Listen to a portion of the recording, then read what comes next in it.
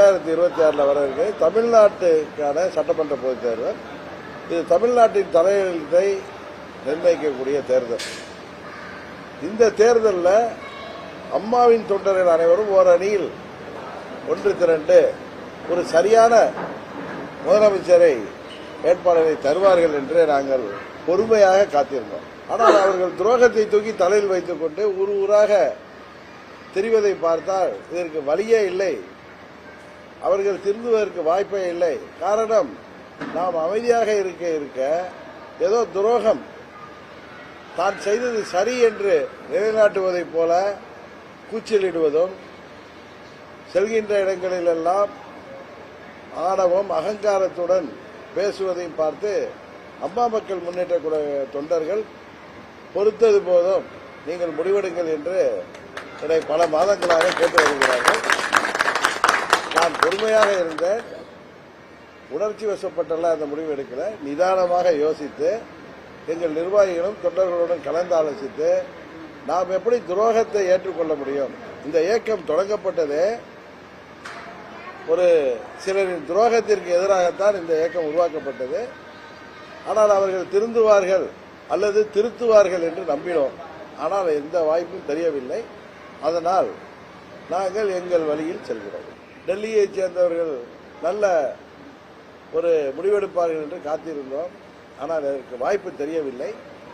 தேசிய ஜனநாயக கூட்டணியிலிருந்து நாங்கள் வெளியில் வருகிறோம் தான் சொல்லிட்டோம். அவருக்கு இப்பொழுதுதான் தெரிந்திருக்கிறது, இது தமிழ்நாட்டிற்கு உகந்த கூட்டணி அல்ல, தமிழ்நாட்டு மக்கள் ஏற்றுக்கொள்ளுகின்ற கூட்டணி இல்லை. ஆகையால் நாமும் இந்த பாஜக அணியில் இருந்தால் மிகப்பெரிய தோல்வியை தழுவுவோம் என்ற அடிப்படையில் அவர் வெளியேறி இருக்கிறார். தேசிய ஜனநாயக கூட்டணியில் அதிமுகவும் பாஜகவும் மட்டுமே இணைந்து செயல்படக்கூடிய ஒரு சூழல் உள்ளது. அவருடைய அரசியல் போக்குகள் தமிழ்நாட்டு மக்களுக்கு எதிராக இருக்கிற போது அந்த கூட்டணியில் இருக்கக்கூடிய ஒவ்வொருவரும் வெளியேறுவார்கள், 2 பேர் தான் மிஞ்சுவார்கள் என்று ஏற்கனவே கூறியிருக்கிறேன். அதுதான் இப்போது நடப்பதாக நான் நம்புகிறேன். திரு டிடிவி தினகரன் அவர்களின் முடிவு அவருடைய எதிர்காலத்திற்கு நல்லதாக அமையும் என்று நான் நம்புகிறேன், வாழ்த்துகிறேன்.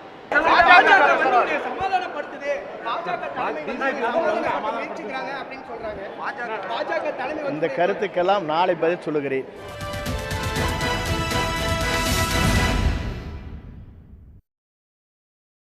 வணக்கம். கேள்விக்களம் நிகழ்ச்சிக்கு உங்களை வரவேற்கிறோம். இது மக்களின் மேடை.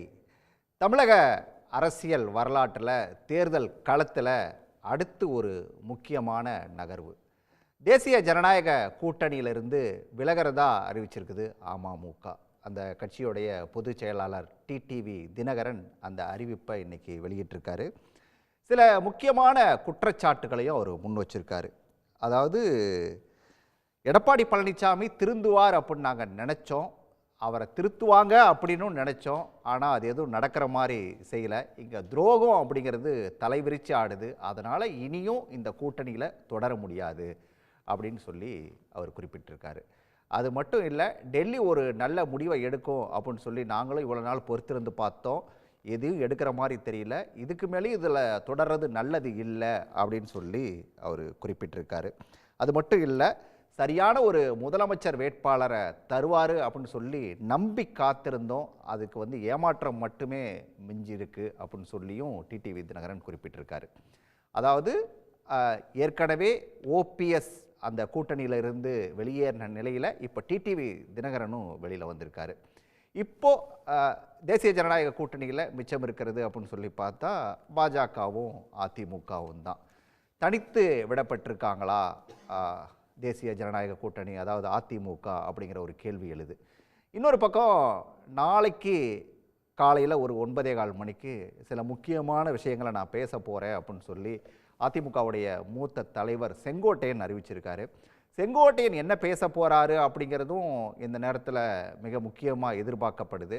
அதனால் தமிழக அரசியல் களமே ஒரு சூடு பிடிச்சிருக்கு அப்படின்னு சொல்லணும். இது சார்ந்து தான் இன்றைக்கி விவாதிக்க போகிறோம். விவாதத்தில் பங்கேற்க மே 17 இயக்கத்திலிருந்து திருமுருகன் காந்தி, அதே போல் அரசியல் விமர்சகர் சுமன் கவி, டிடிவியுடைய ஆதரவாளர் முருகானந்தம், விமர்சகர் எம் குமார், இவர்களோடு வழக்கறிஞர் சேலம் மணிகண்டன். அனைவருக்கும் வணக்கம். நான் எல்லாருடைய முதல் பார்வையும் கொஞ்சம் வேகமாக கேட்டுறேன். திருமுருகன் காந்தியிலிருந்து நிகழ்ச்சி தொடங்கலாம் அப்படின்னு நினைக்கிறேன். நாங்கள் எங்கள் வழியில் போகிறோம் அப்படின்னு சொல்லிட்டு ஏற்கனவே ஓபிஎஸ் அவர் வழியில் போகிறேன்னு சொல்லி அவரும் கூட்டணியிலேருந்து கிளம்பிட்டார். இப்போ டிடிவியும் இந்த பக்கம் ரூட்டு தனியாக அவர் ஒரு ரூட் எடுத்துட்டார். எங்கே போகிறாரு அப்படின்னு சொல்லி நமக்கு தெரியல. ஒவ்வொருத்தராக பாஜகவிலேருந்து கலந்துட்டு வந்துகிட்டே இருக்காங்க. இதை எப்படி புரிஞ்சுக்கிறது? பாரதிய ஜனதா கட்சியினால் ஒரு ஜனநாயகமான ஒரு கூட்டமைப்பை உருவாக்க முடியாது என்பதுதான் இப்போ நிரூபணமாயிருக்கு. பாரதிய ஜனதா கட்சி தமிழ்நாட்டில் கூட்டணியை உருவாக்குவது போன்ற ஒரு பிம்பத்தை உருவாக்கி கொண்டே இருந்தாங்க. அவங்க பெரிய கட்சி என்பது போல பிம்பத்தை உருவாக்கிட்டே இருந்தாங்க. பாரதிய ஜனதா கட்சிக்கு அவ்வளோ வாக்கு சதவீதமும் கிடையாது. அமித்ஷா அவர்கள் இங்கே வந்திருந்த பொழுது கூட அவர் கூட்டணி உருவாக்கி அது குறித்து பேட்டி கொடுக்கும் பொழுது எடப்பாடி அவர்கள் பேசுவதற்கான இடம் கூட இல்லாத மாதிரியான ஒரு பேட்டியாக தான் நம்ம பார்த்தோம். ஒரு அராஜகமான ஒரு கூட்டணி உருவாக்கப்படுவதாக தான் பாரதிய ஜனதா கட்சி வந்து அந்த கூட்டணி உருவாக்கி இருந்தது. இப்போ ஒரு கூட்டணி உருவாக்குவதற்கு ஒரு இலக்கு தேவை, ஒரு குறைந்தபட்ச கொள்கை பிடிப்பு என்பது தேவை. திமுக கூட்டணிக்கு என்பது பாரதிய ஜனதா கட்சி எதிர்ப்பு என்கின்ற ஒற்றை புள்ளியில் எல்லோரும் ஒன்றிணையக்கூடிய ஒன்று இருக்கிறது. ஆனால் இவர்களுக்கு அப்படி என்று எதுவுமே கிடையாது. பாரதிய ஜனதா கட்சி வந்து நாங்கள் திமுகவை எதிர்க்கிறோம், இவங்க எல்லாருக்குமே ஒரே கொள்கை திமுகவை எதிர்ப்பது என்ற கொள்கையை வைத்துட்டு அப்புறம் இந்து முன்னணியுடைய மாநாட்டில் அதிமுக தலைவர்களை வச்சுக்கொண்டு திராவிட இயக்க தலைவர்களை கொச்சைப்படுத்துவதெல்லாம் நடந்து கொண்டே இருந்தது. அப்போ ஒரு கூட்டணியை நடத்துவதற்குரிய எந்த தகுதியும் இல்லாத இடத்தில் தான் பாரதிய ஜனதா கட்சி இருந்தது. இந்த சமயத்தில் கூட்டணியிலிருந்து ஒவ்வொருவராக வெளியேறுவது என்பது இந்த கூட்டணியை நடத்துவதற்குரிய தலைமையோ அதற்குரிய தகுதியோ பாரதிய ஜனதா கட்சிக்கு இல்லை என்பதாக மாறிவிட்டது. ரெண்டாவது, திமுகக்கு எதிராக நீங்கள் வந்து ஒரு அரசியல் நடத்துறீங்கன்னா அதுக்கு ஒரு கொள்கை தலைமை ஒன்று வேணும். திமுகவுக்கு ஒரு கொள்கை தலைமை, கூட்டணிக்கு ஒரு கொள்கை தலைமை முன்வைக்கிறாங்க. அதற்கு திமுக கூட்டணியில் இருக்கிறவங்களுக்கும் பல முரண்பாடுகள் இருந்தாலும் கூட பாசிச எதிர்ப்பு, பாரதிய ஜனதா கட்சி எதிர்ப்பு, இந்துத்துவ எதிர்ப்பு அப்படிங்கிற ஒற்றை புள்ளியில் எல்லாருமே ஒன்றிணைஞ்சு நிற்கிறாங்க. தமிழ்நாட்டுடைய எதிர்ப்பும் இந்த தளத்தில் தான் நம்ம வந்து ஒன்றிணைக்கப்பட்டது. இப்போ இந்த தளத்துக்குள்ளார நீங்கள் அதிமுக பாரதிய ஜனதா கட்சி கூட்டணி என்ன கொள்கையை முன்வைக்க போகிறது? ரைட், எந்த கொள்கையுமே கிடையாது. நீங்கள் தமிழ்நாட்டுக்கு நீங்கள் என்ன தர போகிறீங்க? யாரிடம் வந்து தமிழ்நாட்டை காப்பாற்ற போகிறீங்க? தமிழ்நாட்டு வளர்ச்சிக்கு என்ன செய்ய போகிறீங்க? இது வரைக்குமே வந்து அந்த கூட்டணியிலேருந்து எதுவுமே பேசலை. அப்போ அது கூட்டணி அளவுலையும் வந்து ஒரு ஜனநாயகமாக இல்லை. தமிழ்நாடு அளவில் மக்களுக்கு ஏதாவது உதவி பண்ணுமான்னு பார்த்தா அதற்கும் அந்த கூட்டணியிலேருந்து இது வரைக்கும் எதுவுமே அவங்க சொல்லவே இல்லை. சரி. அப்போ இப்படிப்பட்ட ஒரு சூழ்நிலையில் தான் அந்த கூட்டணி உடைந்து சிதறுவது என்பது தவிர்க்க இயலாத ஒன்றாக இருக்கிறது. இன்னொன்று பார்த்துட்டோம்னா அதிமுக இவர்கள் எல்லாம் இல்லாமலேயே கடந்த ஆண்டு தேர்தலில் 1 கோடி வாக்குகளை பெற்றிருக்கிறார்கள். இவர்கள் யாருமே இல்லாமல் இருக்கும் பொழுது அப்போ அந்த கூட்டணியுடைய மையமாக இருப்பது என்பதே அதிமுக தான் இருக்கிறது. இப்போ அதிமுக மையமாக வைத்தால் அதற்குரிய விவாதம் என்பதே வேறு. அப்படி ஒன்றும் நடக்கலை. ரைட். இவர்கள் எல்லாருமே பாரதிய ஜனதா கட்சியை நம்பி பாரதிய ஜனதா கட்சி தங்களுடைய தேவைக்கு ஏதாவது செய்யணும்னு நினைச்சாங்க. இவர்கள் யாரும் தமிழ்நாட்டு நலனை மையப்படுத்தி இந்த கூட்டணி உருவாக்கப்பட்டிருந்ததுன்னா இதுக்கு அர்த்தம் இருக்கிறது. இப்போ தமிழ்நாட்டு நலனை மையப்படுத்தி இந்த கூட்டணி உருவாக்கப்படவே இல்லை. பாரதிய ஜனதா கட்சி நலனை மையப்படுத்தி தான் இந்த கூட்டணி உருவாக்கப்பட்டிருந்தது. அது ஒரு காலம் தான் தாக்கு பிடிக்கும், ரொம்ப காலம் தாக்கு பிடிக்காது என்பதான் இப்போ வெளிப்படையாக தெரிந்திருக்கு. சரி, முருகானந்தத்திட்ட கேட்கணும். அதாவது எடப்பாடி பழனிசாமியை விட அதிகமாக மோடியையும் அமித்ஷாவையும் புகழ்ந்தது அப்படிங்கிறது டிடிவி தினகரன் தான். ஓபிஎஸும் கூட அதே மாதிரி புகழ்ந்தார் அப்படின்னு சொல்லலாம். இன்றைக்கி அவங்களே தூக்கி போட்டு வெளியில் வந்துட்டாங்கன்னா என்ன காரணம்? துரோகம்னு சொல்லி சொல்கிறாரு. எதை சொல்கிறாரு துரோகன்னு? அதாவது கடந்த நாடாளுமன்ற தேர்தலில் பகிரங்கமாக பாரதிய ஜனதா கட்சியோடு கூட்டணி வைத்தோம். பல துன்பங்களை, பல சிறை வழக்குகளை சந்தித்தும் அவர்களோடு கூட்டணி வைத்தோம். காரணம், திராவிட முன்னேற்ற கழகத்தை வீழ்த்த வேண்டும் என்று. கடந்த நாடாளுமன்ற தேர்தலில் பாரதிய ஜனதா கட்சி, அதிமுக, தேசிய முற்போக்கு திராவிட கழகம், பாட்டாளி மக்கள் கட்சி ஆகியவை சேர்ந்து தேர்தலை சந்தித்திருந்தால் 20 பாராளுமன்ற உறுப்பினர்கள் கிடைத்திருக்கும். அப்படி நடக்காததற்கு காரணம் யார் என்றால், டெல்லி பாரதிய ஜனதா தலைமையும் தமிழ்நாட்டில் அதிமுக தலைமையாக இருக்கிற திரு எடப்பாடி பழனிசாமி இருவரும் செய்த தவறு. திராவிட முன்னேற்ற கழகத்தில் காங்கிரஸ், திராவிட முன்னேற்ற கழகம், இடதுசாரி கட்சிகள், விடுதலை சிறுத்தைகள் போன்ற கட்சிகள் பலமாக இருக்கிறது. கொள்கை ரீதியாகவும் பலமாக இருக்கிறது, கூட்டணி ரீதியாகவும் பலமாக இருக்கிறது, தோழமை கட்சிகள் ரீதியாகவும் பலமாக இருக்கிறது. அது போன்ற ஒரு கூட்டணி பலத்தை பாரதிய ஜனதா கட்சி தமிழகத்தில் கட்டமைக்கப்படவில்லை, வேடிக்கை பார்த்து கொண்டு தான் இருக்கிறது. ஒரே போன் இன்று இரவே நாளை காலை திரு எடப்பாடி பழனிசாமி அவர்கள் திரு டிடிவி தினகரனையும் சசிகலா அம்மையார் அவர்களையும் திரு ஓபிஎஸ் அவர்களையும் சந்தித்து பாட்டாளி மக்கள் கட்சியையும் சந்தித்து தேசிய முற்போக்கு திராவிட கழகத்தை சந்தித்து ஒரு பலமான கூட்டணியை வையுங்கள் என்று ஏன் டெல்லி மேலிடம் அறிவுறுத்தவில்லை, அழுத்தம் கொடுக்கவில்லை? அவர்களும் அலட்சியமாக இருக்கிறார்கள். துரோகம் என்பது 2 கட்சிகளும் செய்கிறது. திரு ஓபிஎஸ் அவர்களுக்கும் பாரதிய ஜனதா கட்சி துரோகம் செய்திருக்கிறது. திரு எடப்பாடி பழனிசாமி அவர்களும் துரோகம் செய்திருக்கிறார். அதே போன்று நாங்கள் அம்மா மக்கள் முன்னேற்ற கழகத்திற்கும் 2 கட்சிகளும் குறைவில்லாமல் தராசு தட்டில் வைத்தால் பாரதிய ஜனதா கட்சியும் அதிமுகவும் சேர்ந்து சமமாக துரோகம் செய்கிறது. இந்த போக்கு சென்றால் கடந்த சட்டமன்ற தேர்தலில் எப்படி 2021 தேர்தலில் திமுக ஆட்சிக்கு வந்ததோ அதே நிலைமை உருவாகிவிடும். கூட்டணிக்குள்ள உங்களை சேர்த்திக்கல அப்படிங்கிறதுனால தானே இப்போ நீங்க துரோகம்னு சொல்றீங்க. இவ்வளவு நாளா புகழ்ந்துட்டு தானே இருந்தீங்க சார். டெல்லி மேலிடம் ஒற்றுமைப்படுத்தும் ஒருங்கிணைந்த அதிமுக உருவாகும். புரட்சி தலைவி ஜெயலலிதா மறைந்த பொழுது எப்படி அதிமுக இருந்ததோ திராவிட முன்னேற்ற கழகத்திற்கு நிகரான ஒரு கூட்டணி உருவாகும் என்று எதிர்பார்த்திருந்தோம். அது பாரதிய ஜனதா கட்சி மேலிடம் தான் செய்கிறது. கடந்த 2021 வருடம் சட்டமன்ற தேர்தலில் அம்மா மக்கள் முன்னேற்ற கழகத்தை சேர்த்திருந்தால் இன்றைய ஆட்சி அதிமுக ஆட்சி, இன்றைய முதலமைச்சர் திரு எடப்பாடி பழனிசாமி. யார் செய்த தவறு? பாரதிய ஜனதா கட்சியும் எடப்பாடி பழனிசாமியும் செய்த தவறு. அதே தவறை நாடாளுமன்ற தேர்தலிலும் செய்தார்கள். வருகின்ற சட்டமன்ற தேர்தலிலும் செய்தால் ஏறத்தாழ 15 எம்எல்ஏக்கள் மட்டும்தான் வெற்றி பெறுவார்கள் அதிமுகவில். எழுதி வைத்துக் கொள்ளுங்கள். 200க்கு மேற்பட்ட தொகுதியில் திமுக ஜெயிக்கும். அதற்கான மேடையை, தளத்தை இந்த பாரதிய ஜனதா கட்சி கூட்டணி, அதிமுக கூட்டணி உருவாக்கி விட்டது. ரைட், மணிகண்டன் கேட்போம். திமுக ஜெயிப்பதற்கான அந்த மேடையை, வழியை இப்ப அதிமுகவும் பாஜகவும் சேர்ந்து உருவாகிட்டு இருக்குது. அதனாலதான் வேற வழி இல்லாம அந்த துரோகத்தை பொறுத்துக்க முடியாம நாங்க கூட்டணியிலிருந்து வெளியில வந்துட்டோம் அப்படிங்கிற பார்வையை முன்வைக்கிறாரு முருகானந்தம். டிடிவி சொன்னதும் கிட்டத்தட்ட அதே கோணத்துல தான் சொல்லிருக்காரு. இதை எப்படி எடுத்துக்கிறது மணிகண்டன்? தனித்து விடப்படுதா அதிமுக பாஜக கூட்டணி? சன் நியூஸ் நேயர்களுக்கு வணக்கங்க. இப்போ எனக்கு முன்னாடி பேசுன இந்த ஜூலை 16 இயக்கத்தோட இவர் ஏதோ சொன்னாரு, அதுக்கு பதில் சொல்லிட்டு நீங்க கேட்ட கேள்விக்கு போறேன். இல்ல மே 17 இயக்கத்தோட மே 17. சரி, ஏதோ ஒண்ணு வச்சுக்கங்க. அப்படிலாம் எப்படிங்க திருநெல்வேலி மணிகண்டன் சொல்லலாமா? ஏங்க அது என்ன ஒரு இல்ல சங்கி மணிகண்டன் சொல்லலாமா?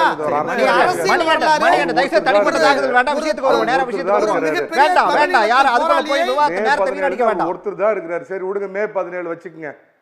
அப்படிலாம் வச்சுக்க முடியாதுங்க, அங்கீகரிக்கப்பட்டதுங்க. அது ஒரு ஒற்றை ஐயா, நீங்க ஏங்க அப்பா அவங்க கூவுறீங்க? நீங்க அமைதியா இருக்கியா? விஷயத்துக்கு வாங்க சார். நான் உங்களை பத்தி பேசவே இல்லையா?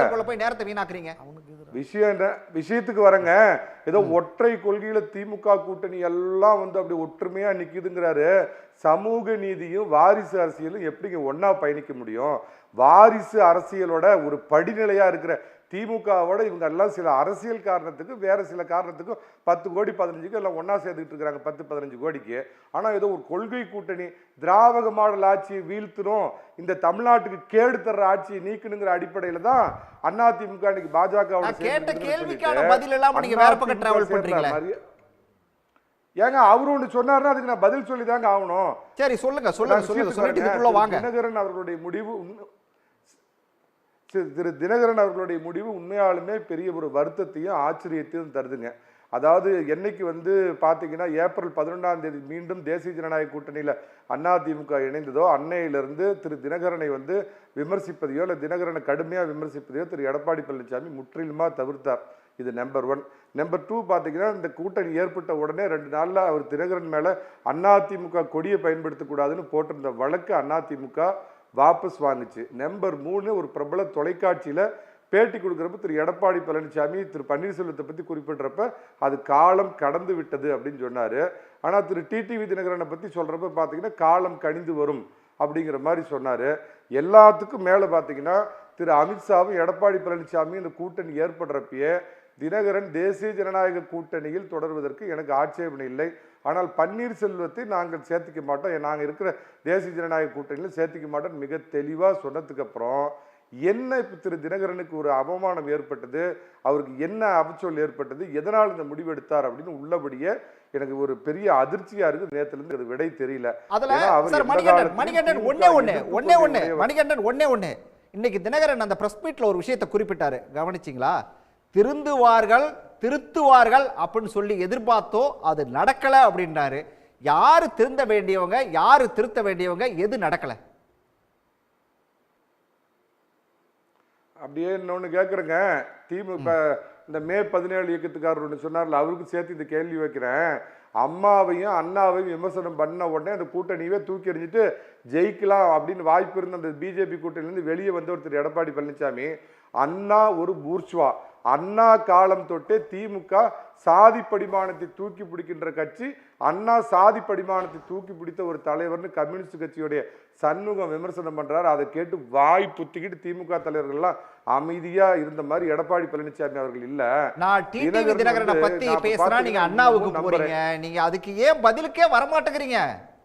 ஏங்க பூர்ஸ்வா, ஏங்க அறிஞர் அண்ணாவை பூர்ஸ்வான்னு சொன்னதையே அவர் கட்சியை வச்சு இன்னைக்கு பொழப்பு நடத்திட்டு இருக்கிற திமுகவுல இருந்து வாயை திறந்து பேசலையா? திருமுருகன் காந்தி அதை பத்தியும் பேசிருக்கலாமேன்னு கேட்டுட்டு விஷயத்துக்கு வர்றேன். என்னன்னு கேட்டீங்கன்னா, நான் இன்னமும் மணிகண்டன் ஒரே ஒரு செகண்ட் திருமுருகன் காந்தி உங்ககிட்ட ஒரு விஷயத்தை குறுக்கிடணும்ன்றாரு. பேசிட்டோம், கேட்டுட்டோம். திரு மணிகண்டன், நான் உங்ககிட்ட நான் திமுகவோ மற்றவங்கள கூட்டணியோ எல்லாம் கிடையாது. ரொம்ப எளிமையான கேள்வி தான் வச்சோம். மோடியா லேடியா அப்படின்னு உங்கள் தலைவர் வெளிப்படையாக சவால் விட்டு தேர்தல் எதிர்கொண்டாங்க.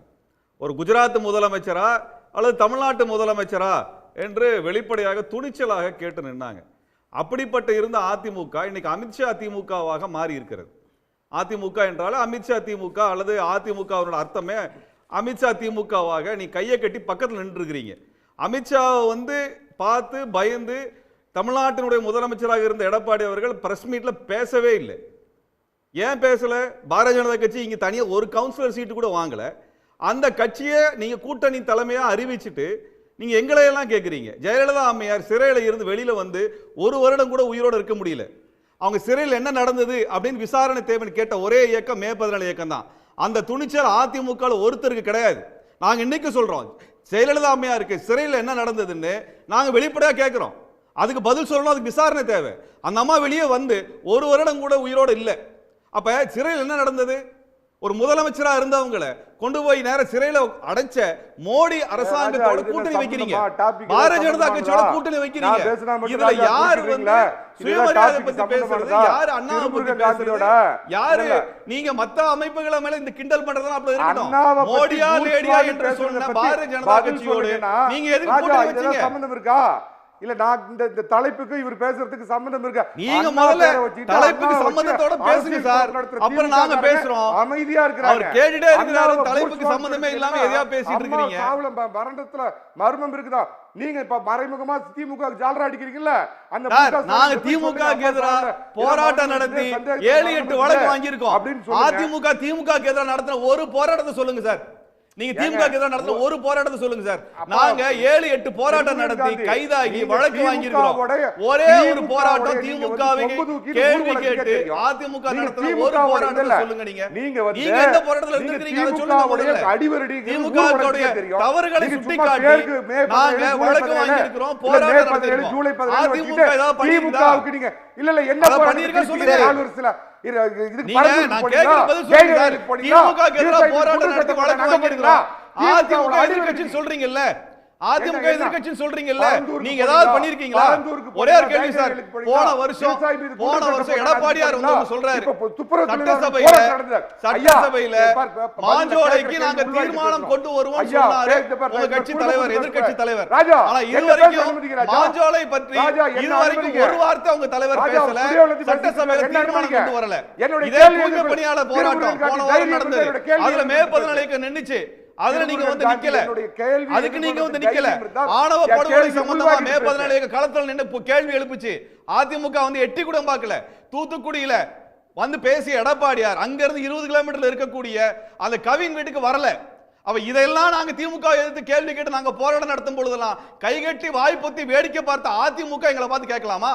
நாங்க எதிர்க்கட்சியா நின்று பல கேள்விகள் கேட்டிருக்கோம், போராட்டம் நடத்திருக்கோம், வழக்கு வாங்கியிருக்கோம். 8 வழக்கு வாங்கியிருக்கேன் சார். நான் மட்டும் நீங்க எத்தனை வழக்கு வாங்கியிருக்கீங்க? சரி, உங்க கட்சியில யார் வாங்கியிருக்கா? மணிகண்டன் யார் வாங்கியிருக்க சொல்லுங்க. அதிமுக நீங்க எதிர்க்கட்சி தானே? நீங்க எதிர்க்கட்சி தானே? நீங்க இதுவரைக்கும் திமுகவை எதிர்த்து கேள்வி கேட்டு என்ன போராட்டம் நடத்தி வழக்கு வாங்கியிருக்கீங்க? நீங்க என்ன திமுக எதிர்த்து கேள்வி கேட்டிருக்கீங்க சொல்லுங்க. நீங்க தான் எதிர்க்கட்சி மாதிரி பேசிட்டு இருக்கீங்க. நீங்க என்னைக்கு பேசியிருக்கீங்க? உங்க தனிப்பட்ட பிரச்சனையை பத்தி மட்டும் தான் சட்டசபை பேசியிருக்கீங்க. மக்கள் பிரச்சனையை மக்கள் பிரச்சனை இதுவரைக்கும் நீங்க போராடி மக்களை திரட்டணும் இல்ல, நீங்க சட்டசபை சண்டை போட்டதும் கிடையாது. உங்க தனிப்பட்ட பிரச்சனைக்காக வெளிநடப்பு நடத்துவீங்க. இந்த ராஜா ராஜா ராஜா என்ன பேச விடணும். இந்த போராளி நீங்க ஆரம்பிச்சீங்க சார். சரி, மணிகண்டன், சரி, நீங்க ஆரம்பிச்சீங்க. அவர் கேட்ட கேள்விக்கு நீங்க பதில் சொல்லுங்க. நீங்க என்ன பத்தி கேட்டா நான் தான் பதில் கேட்பேன். வேங்கை வயல் தேசிய அவலத்துக்கு இவர் போய் குரல் கொடுத்தாரா? விவசாய பாருங்க, என்ன பேச விடணும். விவசாயி மீது குண்டு சட்டம் போனப்ப எங்க போனார் இந்த விடுதலை புலி ஆதரவாளர்? போய் போராடுறாங்க. நான் போராட்டம் நடத்துறேன் சார். அதே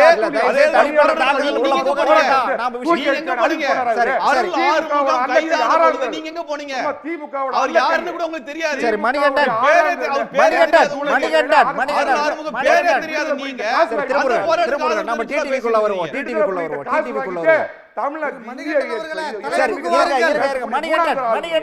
மணிகண்டன் வேணா டைவர்ட் ஆக வேண்டாம். தலைப்பை ஒட்டி சரி, பேசுங்க. என்ன காரணமா நீங்க பாக்குறீங்க டிடிவி வெளிய போனதுக்கு? நீங்க என்ன காரணமா பாக்குறீங்க? அதுக்கு வாங்க. என்ன டைவர்ட் ஆக வேணாம், டீவியேட் ஆக வேணாம். டிடிவி வெளிய போறதுக்கு மேம்படுறதுக்கு காரணம் இருக்கு. கொம்படிக்கிறவர் இவரு. சரி, டிடிவி வெளிய போனதுக்கு நீங்க என்ன காரணம்? அதுக்கு வாங்க. வந்து மே 17 ஜூலை 17 வச்சிட்டு திமுகவுக்கு 6வது வரல பண்றது சார். தனிப்பட்ட பொய் சொல்லாதீங்க சார். மணிகண்டன் சார். பொய் சொல்லாதீங்க சார். சரி, மணிகண்டன் விஷயத்துக்கு வாங்க சார். விட மாட்டேங்கிறாரு. சரி, வாங்க வாங்க வாங்க. 7 வழக்கு அண்ணா திமுக இதுல 80 போராட்டம் பண்ணி திருமுருகன். சரி, ஓகே போராட்டம் பண்ணீங்க. ஓகே, ரைட், வாங்க. டிடிவி வெளியில போனதுக்கு என்ன காரணம்? அதுக்கு வாங்க சார். டிடிவி என்ன காரணத்துக்காக வெளியே போனார்னு உள்ளபடியே தெரியல சார். தேசிய ஜனநாயக கூட்டணியில அமித்ஷா கிட்ட பாக்குறப்ப திரு எடப்பாடி பழனிசாமி அவர் தொடருவதில் எனக்கு எந்த ஆட்சேபனையும் இல்லைன்னு சொல்லி பல நல்ல சமீட்சைகள் இந்த பக்கம் இருந்து வந்து கூட திரு ஏன் இந்த முடிவு எடுத்தார் தினகரன் அப்படிங்கிறது உள்ளபடியே ஒரு ஆச்சரியமா இருக்குது. அதுவும் ஜிஎஸ்டி பிரச்சனையை பத்தி, ஜிஎஸ்டி வரி குறைப்பை பத்தி நேற்று நிர்மலா சீதாராமன் நாடு முழுக்க தொலைக்காட்சியில் சொல்றப்ப இந்தியா முழுக்க ஒளிபரப்பு ஆகி பாஜகவுக்கு ஒரு பாசிட்டிவ் சிக்னல் வந்த அந்த நேரத்துல மடை மாத்திர மாதிரி அந்த நேரத்துல போய் ஏன் தமிழ்நாட்டுல திசை திருப்பறதுக்கு இப்படி பண்ணார் அப்படிங்கிறது கேள்வியா இருந்தாலும் நம்புறேன் திரு டிடிவி தினகரன் எந்த விதத்திலையும் திமுக எதிர்ப்பாளர்கள் அடிப்படையில மீண்டும் அவர் இந்த கூட்டணிக்கு வருவதற்கான வாய்ப்புகள் இருக்கிறதா நான் நம்புறேன். இத எடப்பாடி பேசலாம், தொடர்ந்து பேசலாம். அண்ணா மற்ற ரெண்டு பேருக்காக கருத்தை கேட்டு வந்துறேன். தினகரன் திரும்ப வந்து இந்த அணிக்கு வர்றதுக்கான வாய்ப்புகள் இருக்கு. ஓகே டிடிவி ஏன் வெளியில போனார்னு தெரியல, ஆனா திரும்ப உள்ள வரதுக்கான வாய்ப்புகள் அதிகம்ன்றாரு. அதுக்கு பாசிபிலிட்டிஸ் இருக்கா? இல்லை, டிடிவி ஏன் வெளியில் போனாருங்கிறது தெரியல அப்படின்லாம் கிடையாது. அவரும் சரி, ஓபிஎஸும் சரி, தொடர்ந்து இந்த கூட்டணியை ஒருங்கிணைப்பதில் தீவிரமாக முனைப்பு காட்டினார்கள். அதுவும் குறிப்பாக அதிமுக ஒன்றுபட்ட அதிமுகவாக இருக்க வேண்டும் அப்படின்னு விரும்பினாங்க. ஆனால் அதற்கெல்லாம் இடம் கொடுக்காமல் எடப்பாடி பழனிசாமி அவர்கள் நான் தான் அதிமுக, என்னோடு டீல் வச்சுக்கின்னா மற்ற யாரும் எங்களோடு சேர்ந்திருக்க முடியாது அப்படிங்கிற முன் நிபந்தனையை அவர் முழுவதுமாக வைத்து கொண்டதனால்தான் இப்போ எல்லாரையும் வெளியில் கழட்டி விட வேண்டிய தேவை இருந்துச்சு. இப்போ இந்த இடத்துல வந்து துரோகம் பண்ணிட்டாரு, துரோகத்தை தூக்கி சுமக்கிறார் அப்படிங்கிற வார்த்தைகள் எல்லாம் அது அவரவர்களுக்கு நெருக்கடி. ஆனால் நாம் என்ன பார்க்குறோன்னா, ஒவ்வொருத்தருக்குள்ளேயும் அதீத சுயநலம் இருக்குது.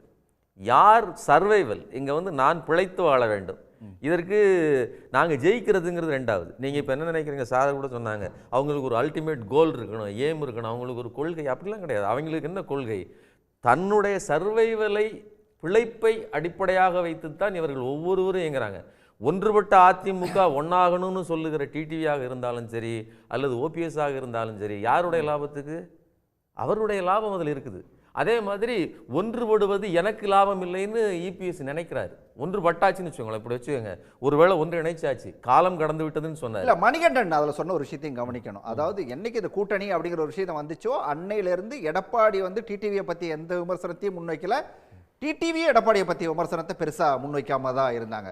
ஓபிஎஸ்ஸை கூட சேர்க்கறதுக்கான அந்த காலம் கடந்துருச்சுன்னு சொல்லி சொன்னார். டிடிவிக்கு வந்து காலம் இருக்குது, பார்க்கலாம், பொறுத்திருந்து பார்க்கலாம், நேரம் வரும்போது பார்க்கலாம் அப்படின்னு சொல்லி தான் போனார். இல்லை, நீங்கள் இவர் டிடிவி சொல்கிற வார்த்தையை நீங்கள் கவனிங்க. இவர் துரோகத்தை தூக்கி சுமக்கிறாருங்கிற வார்த்தையை இன்னைக்கு கடுமையாக வச்சுட்டாப்புல. இன்னொன்று, இணைப்பார்கள்னு நாங்கள் எதிர்பார்த்தோம். இணைக்கிறதுக்கான எந்த முயற்சியுமே மேல் இருக்கக்கூடிய பாஜக செய்யலை. ஒன்று நல்லா புரிஞ்சுக்கணும், நான் வந்து சுயநலம்ங்கிற வார்த்தையை வச்சேன்.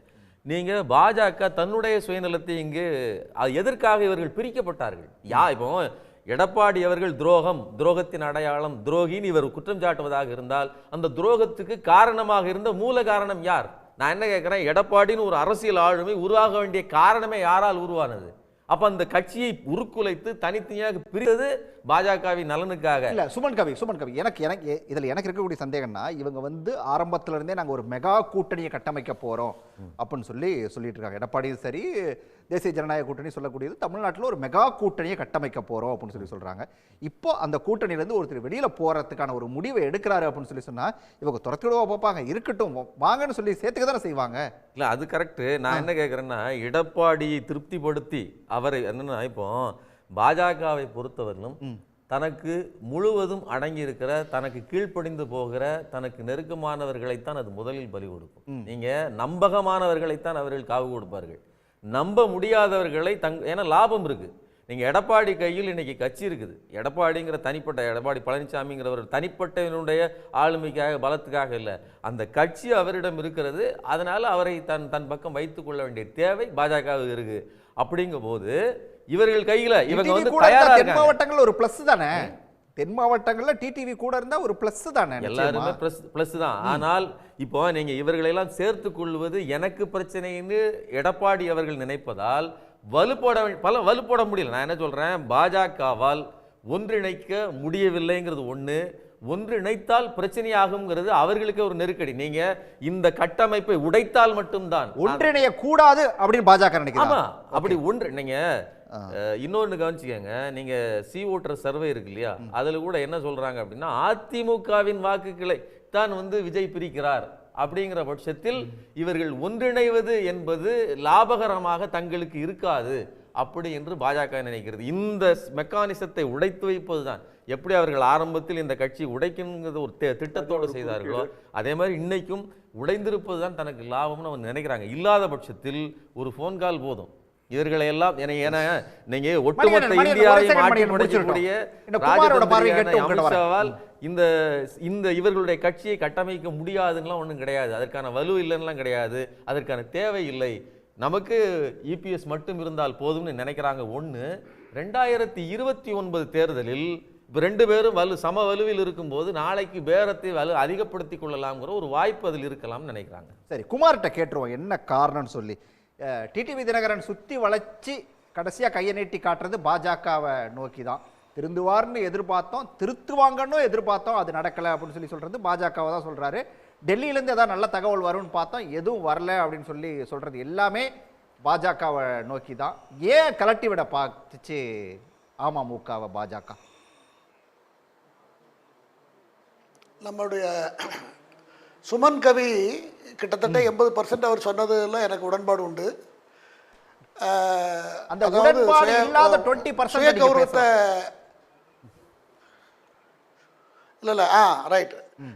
கடைசியில் சொன்னார் இல்லையா, 20% கடைசியில் பாஜக தான் இதை செய்திருக்கிறது அப்படிங்கிறத எனக்கு உடன்பாடு இல்லை. ஏன்னா இங்கே தமிழ்நாட்டில் திமுகவுக்கு எதிரணியை கட்டமைக்க போகிறது எடப்பாடி பழனிசாமி என்பது ஊரறிந்த விஷயம். அதை அமித்ஷா அவர்களும் சொல்லிவிட்டார், மற்றவர்களும் பல சந்தர்ப்பங்களில் பாஜக தலைவர்களும் சொல்லிவிட்டார்கள். இதில் எந்த மாற்று கருத்தும் கிடையாது. இதில் என்ன நடந்தாலும், லாபம் நடந்தாலும் நஷ்டம் நடந்தாலும் அது எடப்பாடி பழனிசாமி ஒருவரை சார்ந்ததே. நான் சுமன் கவி சொன்னது 80% ஒத்து வர்றேன்னு சொன்னது எதுன்னா, அவங்க கூடியமான வரைக்கும் லீலா பேலஸில் ஆரம்பித்து இந்த நிமிஷம் வரைக்கும் கூட நீங்கள் ஒன்றுபட்ட அதிமுக வந்தால் தான் அது சரியானதாக இருக்கும் அப்படி என்று அவர்கள் பல்வேறு சூழ்நிலையில் சொல்லி வந்தார்கள். ஆனால் எடப்பாடி பழனிசாமி சொல்றாரு அதெல்லாம் வெளியில சொன்னது, ஆனா ஒன்றுபட்ட அதிமுக அப்படிங்கிற ஒரு விஷயத்தை பாஜக விரும்பல அப்படிங்கறத அவர் வச்ச வாதம். இல்லை அவர் அதுதான் அது தவறுன்னு தான். அந்த 20% தான் எனக்கு உடன்பாடு இல்லைன்னு சொன்னேன். அந்த 20% தான் எனக்கு உடன்பாடு இல்லை. அது எப்படி சார் இருக்க முடியும் சார்? எதிரணி என்று ஒன்று அணியை கட்டமைத்தாகிவிட்டது. அதிமுக மற்ற கட்சிகளோட கூட்டணியாக வைத்து திமுகவுடைய கூட்டணியை எதிர்க்க வேண்டும் என்று, தேர்தலில் எதிர்க்க வேண்டும் என்று முடிவை எடுத்து விட்டார்கள். எடுத்து விட்ட பிறகு அவர் இப்படி தான் இருக்கணும்னு எப்படி எடுக்க முடியும்? எண்ணெயும் தண்ணியும் அப்படி ஒட்டும். அதனால் அது அல்ல விஷயம். இது தன்மான பிரச்சனையாக திரு ஓபிஎஸ்ஸாக இருக்கட்டும் அல்லது டிடிவி தினகரனாக இருக்கட்டும், இவங்களை வந்து எல்லாரையும் கூப்பிட்டுருக்காங்க. அந்த கூட்டங்களுக்கு பிரதமர் வந்திருக்கும் பொழுது, மற்ற விஷயங்களுக்கெல்லாம் எல்லாத்தையும் கூப்பிடும் பொழுது, அதில் கூட்டணியாக இருந்து நாங்கள் என்டிஏவில் தான் இருக்கிறோம் என்று பலமுறை சொல்லி வந்த டிடிவி தினகரனை அவர்கள் கண்டுக்கவே இல்லை என்பது ஒரு காரணம். ரெண்டாவதாக ஓபிஎஸ்ஐ பற்றி அவர்கள் பலமுறை டிடிவி தினகரன் சொல்லியிருக்கிறார். ஓபிஎஸ்ஐ விட்டிருக்கக்கூடாது, ஓபிஎஸ்ஐ பாஜக வந்து அரவணைத்திருக்க வேண்டும், ஓபிஎஸ்ஐ அகாமடேட் பண்ணியிருக்க வேண்டும் என்று அவர் பலமுறை சொல்லியிருக்கிறார். இது எல்லாத்தையும் நீங்கள் எல்லா புள்ளியும் நீங்கள் இணைத்து பார்க்கும் பொழுது இந்த மொத்த தவறுக்கும் காரணம் சுமன் கவி சொன்ன காரணம்தான். எடப்பாடி பழனிசாமி வந்து அதில் என்ன முடிவு எடுக்கிறாருன்னா, யாரும் வேண்டாம், நான் ஜெயலலிதாவோட எம்ஜிஆரை விட உயர்ந்தவர், அப்படி அந்த லெவலுக்கு உள்ளவர் அப்படி என்ற முடிவை அவர் எடுத்து, ஆனால் கடுமையான உழைப்பு, அவருடைய உழைப்பு வந்து பாராட்டுக்குரியது. எந்த தலைவரும் இந்த அளவுக்கு உழைக்கவில்லை. இவருக்கு தொடர்ந்து இந்த வயதில் எல்லா மாவட்டங்களுக்கும் போய் வந்து மக்களை திரட்டி பேசுவது அப்படிங்கிற முடிவை எடுத்தது எடப்பாடி தானா, பாஜக இல்ல. டிடிவியை வேண்டாம் என்று எடப்பாடி சொல்லவில்லை, எந்த இடத்துலையும் சொல்லவில்லை. அதுல சேலம் மணிகண்டன் சொன்னதுல நான் உடன்படுறேன். ஏன்னா டிடிவியா தான் வெளியே வந்திருக்கார். டிடிவியா தான் நான் முதல்ல சொன்னார். ரெண்டாவது அவர் நான் விலகி இருக்கிறேன், வெளியே வந்து விட்டார். அதிமுகவினுடைய போக்குகளில் எனக்கு அதில் துரோக மனப்பான்மை இருக்கிறது. அவர்கள் திருந்துவார்கள் என்று பார்த்தேன், அல்லது பாஜக திருத்தும் என்று நான் எதிர்பார்த்தேன். இரண்டும் நடக்கவில்லை. அதனால் என் வழியில் எங்கள் வழியில் நாங்கள் செல்கிறோம் என்று அவர் வெளியே வந்திருக்கிறார். அதைத் தொடர்ந்து செங்கோட்டையன் இப்பொழுது நாளைக்கு அவருடைய கூட்டம் என்ன என்று பார்க்க வேண்டும். அவருக்கு பின்னால் ஒரு சிலர் அணிதிரண்டு இருப்பதாகத்தான் நான் அறிகிறேன். ஆக இது எல்லாமே நாம் கடந்த ஒரு 6-7 வருடங்களாக என்ன பேசி வந்தோமோ, அதிமுகவில் பாஜக எதிர்பார்க்குதா? இல்ல, பாஜக இப்பதான் நீங்க கொண்டு வந்து நல்ல ஒரு பாலுல கொண்டு வந்து வேற எதையோ கொண்டு ஊத்துறீங்க. நான் இதுவரைக்கும் சொல்லிட்டேன், பாஜக இதுலயே புள்ளி வச்சிருக்கீங்க, நான் கோலம் போட்டு பார்க்கறேன், வேற ஒண்ணும் இல்ல. இல்ல பாருங்க, நான் என்ன சொன்னேன், எதிர்க்கட்சிகளை எல்லாத்தையும் கூட்டமைத்து திமுகவை எதிர்க்க வேண்டும் என்று நினைக்கிற பாஜக எப்படி அதை கலைத்து விடும்? அப்படி என்றால் நீங்க யோசிக்க வேண்டும். அதனால அப்படி அல்லது பாஜக முதல்ல இருந்தே அறிவுரை வழங்கி வந்தது எடப்பாடி பழனிசாமி அவர்களுக்கு. அவர் கேட்கவில்லை. அப்போ கேட்கவில்லை என்றால் உங்கள் தமிழ்நாடு பிரச்சனை நீங்களே பார்த்துக் கொள்ளுங்கள், நீங்களே தீர்மானிங்கள் என்று சொன்னார்கள். இப்போ ஒவ்வொருத்தராக வெளியேறி கொண்டிருக்கிறார்கள். ஒவ்வொருவராய் வெளியேறுவதுங்கிறது, இப்போ செங்கோட்டையனை பொறுத்தவரையில் கொங்கு மண்டலத்தை சார்ந்தவர். அவருக்கு அங்கே ஒரு பெரிய செல்வாக்குள்ள மனிதர். எடப்பாடி பழனிசாமிக்கும் சீனியர் அவர். அவர் வெளியேறிவிட்டால் என்றால் கொங்கு மண்டலத்திலும் பெரிய ஓட்டை விழுந்துவிடும் அதிமுகவிற்கு. இதுதான் இருக்கிற பிரச்சனை. ஆகையினால இதையெல்லாம் எடப்பாடி இன்னும் 2-3 மாதங்கள் இருக்கின்றன. அதற்குள்ளே பல முயற்சிகள் நடக்கலாம். திரும்பியும் அதை வந்து இதெல்லாம் உட்கார்ந்து பேசலாம். ஆனால் பாஜக தலைவர்கள் எடுத்த முடிவில் எனக்கும் நிறைய அதிருப்தி இருக்கிறது. மற்றவர்களை எப்படியாவது உணர்ச்சியே இல்லாமல் யாரும் கூடலாம் இருக்க முடியாது. உணர்ச்சி இல்லாமல் சுய கௌரவத்தை காப்பாற்ற முடியாதவங்க ஜி.கே. வாசனை கூப்பிட்டுருக்காங்க, ஜான் பாண்டியன் எல்லாத்தையும் கூப்பிட்றாங்க, ஏசி சண்முகம் எல்லாத்தையும் கூப்பிட்றாங்க. அப்போ டிடிவி தினகரனை ஏன் கூப்பிடக்கூடாது? ஏன் கூப்பிடல? ஏன் ஓபிஎஸ் கூப்பிடல? அவர் 2 முறை முதலமைச்சராக இருந்தார். நான் உங்ககிட்ட கேக்குறேன், ஏன் கூப்பிடவில்லை? திருப்பி ஏன் கூப்பிடல? ஏன் கூப்பிடல? நீ என்கிட்ட கேட்டீங்க. இல்ல நான் உங்ககிட்ட கேக்குறேன் குமார். இல்ல நான் இந்த இடத்துல ஒரு விமர்சகரா தவறு செய்தவங்க யாரா இருந்தாலும் அதை திருத்திக்க வேண்டும் என்பதற்காகத்தான் சொல்லுகிறேன். பாஜகவுக்கும் நன்மைக்காகவும் தான் நான் சொல்லுகிறேன்.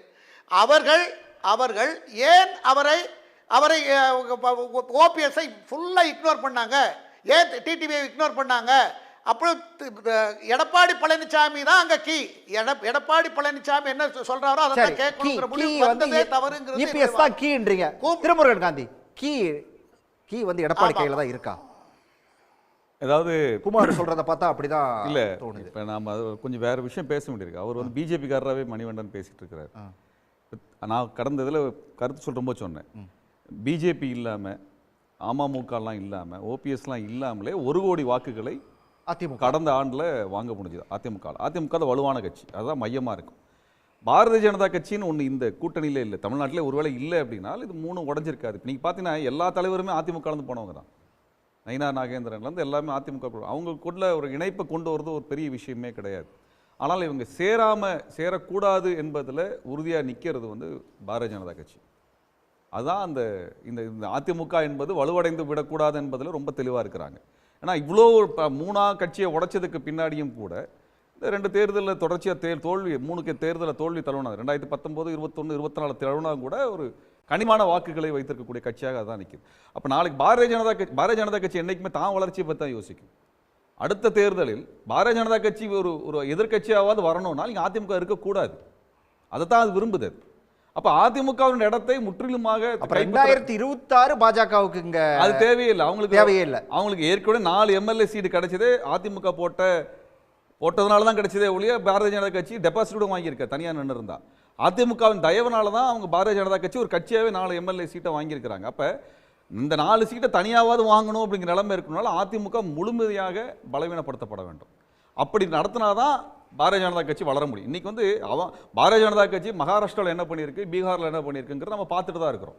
அப்போ இங்கே அதிமுக தான் பாரதிய ஜனதா கட்சி வளர்ச்சிக்கு தடையாகவே இருக்கிறது. பாரதிய ஜனதா கட்சிக்கு திமுக என்பது கொள்கை எதிரியாக இருக்கிறது, வளர்ச்சிக்கு அதிமுக தடையாக இருக்கிறது. அதிமுகவை அழிக்க வேண்டும் என்பதுதான் பாரதிய ஜனதா கட்சியினுடைய திட்டமாகவே இருக்கிறது. 3 பேராக பிரிச்சதும் வந்து பாரதிய ஜனதா கட்சி தான். 3 பேர் சேர விடாமல் இருக்கிறதும் பாரதிய ஜனதா கட்சி தான். இது பாரதிய ஜனதா கட்சியினுடைய ஏன்னா பாரதிய ஜனதா கட்சி தான் இந்த கூட்டணி தலைமைன்னு சொன்னதுக்கு பின்னாடி அமமுகவை கூட்டணிக்குள்ள வைத்திருக்க வேண்டிய பொறுப்பு யாருடையது? பாரதிய ஜனதா கட்சியினுடையதான். பாரதிய ஜனதா கட்சி அதை செய்யறது இல்லை. திட்டமிட்டு தான் இந்த கூட்டணியை உடைப்பதற்கான வேலைகளை செய்கிறார்கள். அப்ப பாரதிய ஜனதா கட்சிக்கு நன்றாகவே தெரியும் 26 தேர்தலில் அவங்க பெரிய வாக்குகளை வாங்க போறதே கிடையாது. அப்ப தான் வளர்வதற்கு இங்கே ஒரு பலவீனமான எதிர்க்கட்சி கூட்டமைப்பு இருந்தால் அல்லது பலவீனமான கட்சிகளாக இருந்தாலே போதும் தன்னை வளர்த்து கொண்டு வந்துடலாம் நினைக்கிறாங்க. அப்ப இது வந்து பாரதிய ஜனதா கட்சியை மையமாக வைத்து தான் யோசிக்கணும். இப்ப அதிமுக என்ன செஞ்சிருக்கணும் அப்படின்னா பாரதிய ஜனதா கட்சிக்கு ஒதுக்கி வைத்து விட்டு தான் இந்த வேலையை செஞ்சிருக்கணும். இப்ப 4.5 வருஷத்துல திமுக விமர்சிக்கிறோன்னு சொல்லக்கூடிய எதிர்க்கட்சியாக இருக்கிறேன்னு சொல்லக்கூடிய திமுக விமர்சிச்சு எந்த போராட்டத்தையும் செய்ததில்லை. நாங்கள் பல போராட்டத்தை செஞ்சிருக்கிறோம். நானே 8 வழக்கு வாங்கியிருக்கிறேன். நாங்க செய்த அளவுக்கு கூட திமுக எதிர்க்கிறேன் என்று சொல்லக்கூடிய எதிர்க்கட்சியாக இருக்கக்கூடிய அதிமுக நடத்திருக்காங்கல்ல போராட்டம். அது பெரிய அளவுக்கு இல்லைங்க. நான் தான் சொல்றேன். இல்ல 8 வழக்கு வாங்கின நாங்க எங்களோட அவங்க வந்து பண்ணிருக்க போறாங்க. அப்படிலாம் ஒன்றும் வாங்கல. அது என்னன்னா நடக்குதுன்னா மக்கள் சார்ந்து அவங்க வந்து மக்கள் சார்ந்து இயங்கவும் இல்லை, மக்கள் சார்ந்த கூட்டணியை உருவாக்கவும் இல்லை. இப்ப அதிமுகவை பாதுகாப்பது என்கின்ற இடத்திலிருந்து அதனுடைய தலைவர்கள் யோசிக்கல. நாங்க பல ஊர்களுக்கு போறோம், அதிமுகவின் தொண்டர்களை பார்க்கிறோம், பேசுறோம். அவர்களுக்கு யாருக்குமே பாரதிய ஜனதா கட்சியோட கூட்டணி இருப்பதில் விருப்பமே கிடையாது. நீங்க கிறிஸ்தவர்கள் ஓட்டையும் முஸ்லீம்கள் ஓட்டையும் விலக்கி வச்சுட்டு நீங்க எப்படி தமிழ்நாட்டில் அரசியல் செஞ்சிட முடியும்? அது வெளிப்படையான உண்மை. நீங்க பாரதிய ஜனதா கட்சியை வைத்துக்கொண்டு எப்படி ஜெயிச்சிட முடியும்? முடியவே முடியாது. அப்ப இந்த இடத்துல அதிமுகவை காப்பதற்கு அதனுடைய கட்சி தலைவர்கள் தயாரா இல்லை. பாத்தீங்கன்னா மணிகண்டன் வந்து அதிமுக பேசுறதுக்கு பதிலா பிஜேபிக்கு தான் பேசுறாரு. அவர் கூட்டணி கட்சி, அதனால பேசுறாரு. கூட்டணி கட்சி அவர் அதிமுக பேசுறதுங்க. அவருக்கு ஒரு கட்சி இருக்குது, அது குறித்து தான் அவர் பேசணும். அப்ப அதிமுகவில் இன்றைக்கு இருக்கக்கூடிய பெருவாரியான மக்கள் பாரதிய ஜனதா கட்சியினுடைய அவர் ஒரு கூட்டணி உருவாவதை விரும்பவே இல்லை. அந்த கட்சி திரும்பவும் உருவாகணும். அதே மாதிரி அமமுக வந்து இதுல இருந்து வெளியில் வந்து ரொம்ப நல்லது அந்த கட்சிக்கு. நாங்க 2018 கருஞ்சட்டை பேரணி திருச்சியில் நடந்தபோது ஒரு கணிசமான திரட்சியான இளைஞர்களை அந்த கட்சியில் கூட பொறுப்பாளர் கூட்டி வந்திருந்ததை நான் பார்த்தேன். நேராக பேசினேன் நான். அவர்களுக்கு திராவிட கொள்கையோடு பெரிய இணைப்பு இருக்கிறது, பெரியாரை பற்றின மதிப்பு இருக்கு. ஒரு இளைஞர்கள் அங்கே வர்றாங்க. ஆனால் அது பாரதிய ஜனதா கட்சியோட கூட்டணி வைத்த உடனே அந்த இளைஞர்களை பலர் பேசியிருக்கிறாங்க என்கிட்ட. அவங்களாம் வெளியில் இருந்தாங்க. இன்றைக்கு அந்த கட்சி வெளியில் வந்தது என்பது அந்த கட்சியை காப்பாற்றிக் கொள்வதற்கு போதுமானது. அதே போலதான் அதிமுகவும் பாரதிய ஜனதா கட்சி கூட்டணியிலிருந்து வெளியே வரணும். அதிமுக தன்னை காத்துக்கொள்ள வேண்டும் என்றால் தனக்கு, ஏன்னா அது ஒரு பெரிய கட்சி, தமிழ்நாட்டில் நீண்ட காலமாக ஆட்சி அதிகாரத்தில் இருந்த கட்சி, முதலமைச்சர் பதவி வகித்த கட்சி, அப்படி இருக்கக்கூடிய கட்சி தனிச்சு நிக்கட்டும். நீங்க பாரதிய ஜனதா கட்சி வச்சு என்ன பண்ண போறீங்க? அப்படிங்கிற மிக முக்கியமான பார்வையை முன் வச்சிருக்கீங்க. மணிகண்டன், உங்ககிட்ட தான் நேரடியா பேசலாம், வேற எதுக்குள்ளேயும் போக வேண்டாம். 2 விஷயத்தை சொன்னார். குமார் சொன்னது கீ எடப்பாடி கையில் இருக்கு அப்படின்றாரு. ஆனா திருமுருகன் காந்தி சொல்றது அப்படிங்கிறது வந்து அதிமுக ஒன்றுபடாம இருக்கிறது, அதை இருக்க தடையா இருக்கிறது அப்படிங்கிறது வந்து பாஜக தான் அப்படிங்கிற குற்றச்சாட்டை அவர் முன்வைக்கிறாரு. உங்களோட பார்வை இதுல என்ன? அவருடைய பிரச்சாரத்துக்கு எப்படி எந்த இடையூறும் இல்லாம அனுமதிச்சிங்களோ அந்த மாதிரி என்னையும் அதிமுக மேல திருமுருகன் காந்திக்கு எவ்வளோ ஒரு அக்கறை. அதிமுக அதோட அரசியல் வரலாற்றில் நிறைய முறை தனிச்சு போட்டிட்டு இருக்குது. திமுக அது பிறந்த நாள்ல இருந்து ஒரு நாள் கூட தனிச்சு போட்டியிடாத கட்சி. அவர் என்ன பண்ண சொல்லுங்க, திமுக தலைவர்கள்ட்ட போய் கோரிக்கை வைக்க சொல்லி ஒண்ணுக்கு ஒண்ணு மோதுங்க, நீங்க எல்லா கூட்டணி கட்சியும் கழட்டி விடுங்க, அதிமுகவும் தனியா நிக்கிட்டோம், ஒத்தைக்கு ஒத்த நின்று 2 திராவிட கட்சியில் யாருன்னு ஜெயிச்சு வர்றதுக்கான ஏற்பாடை அவரை பண்ண சொல்லிட்டு பேச சொல்லுங்க. என்ன மாதிரி சொல்றாரு பாருங்க.